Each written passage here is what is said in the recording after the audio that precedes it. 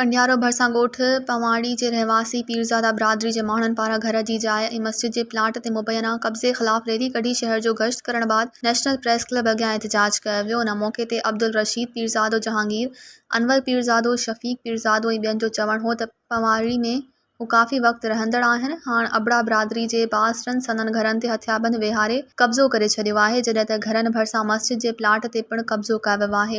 अहिड़ी हद जी कंडियारो थाणे ते FIR दाख़िल कराई, पर पुलिस घरनि तां कब्ज़ो ख़त्म न कराए सघी आहे। हिननि वस वारनि खां मुतालबो कयो त संदनि घरनि में मस्जिद जे प्लाट तां कब्ज़ो ख़त्म कराए कब्ज़ो कंदड़नि खे गिरफ़्तार कयो वञे, ॿी सूरत में सख़्तु एहतजाज कयो वेंदो। मज़ीद ख़बरनि ऐं तफ़सीलात लाइ विज़िट कयो असांजी वेबसाइट www.awamiNewsHD.com ऐं ॾिसंदा रहो अवामी न्यूज़ HD।